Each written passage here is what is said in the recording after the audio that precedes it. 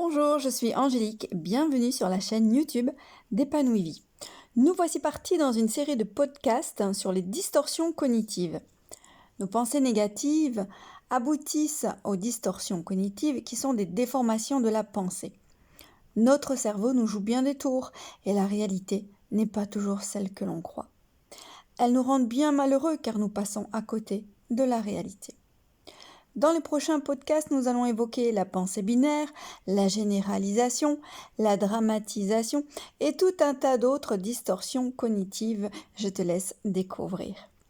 La plupart du temps, nous contribuons nous-mêmes, inconsciemment, à entretenir ces distorsions. Mais j'en ferai également un lien rapide concernant les techniques préférées des PN, les pervers narcissiques, pour te soumettre à leur volonté et te faire du lavage de cerveau en t'illusionnant grâce aux distorsions.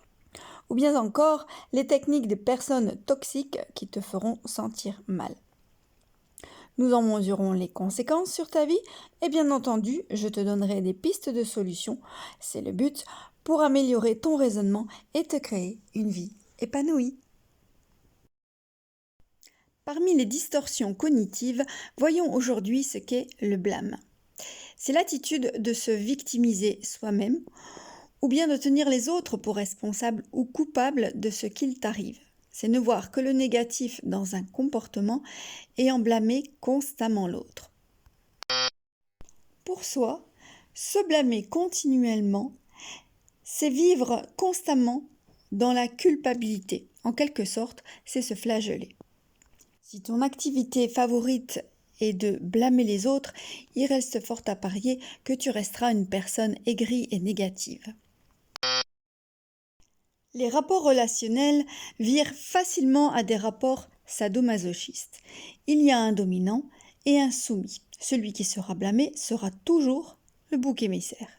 Cette relation à soi et aux autres est complètement toxique. Le blâme n'a aucun intérêt dans une relation, qu'elle soit familiale ou amoureuse. Elle ne sert qu'à culpabiliser. Elle détruit une relation plutôt que de la nourrir. De plus, mettre sur le dos de quelqu'un, ce n'est pas prendre sa responsabilité. Du côté des relations d'emprise avec un PN, un pervers narcissique, pour en arriver à ce niveau-là, c'est parce qu'il aura choisi pertinemment quelqu'un de manipulable avec peu d'estime de soi, ou quelqu'un qui a été élevé dans la croyance de qui aime bien, châtie bien. Et ça fait ses affaires, car la plupart du temps, il ne fera que te châtier.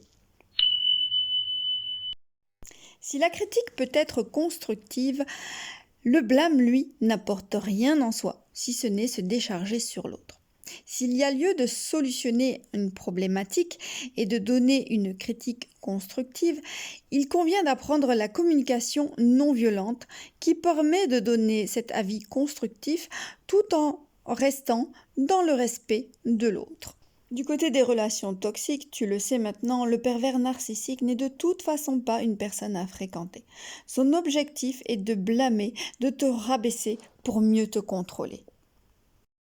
Et si toi-même, tu passes ta vie à te culpabiliser, un coach d'éveil de la conscience te permettra de faire le point sur tes croyances pour les dépasser.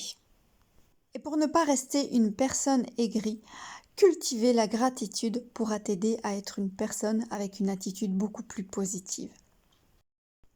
Pour être tenu au courant dès qu'un outil de développement personnel est mis à ta disposition, abonne-toi bien sûr. Pour soutenir ma chaîne et faire grimper les algorithmes, pense à liker. Tous ces outils, ces sources d'informations, fais-en profiter le plus grand nombre en partageant. Je te remercie de contribuer à cette chaîne qui a pour but d'embellir la vie, de devenir une personne plus consciente et épanouie. Bien entendu, ces podcasts ne se substituent pas à une véritable séance de développement personnel individuel et surtout personnalisé. À très bientôt et coachement vôtre!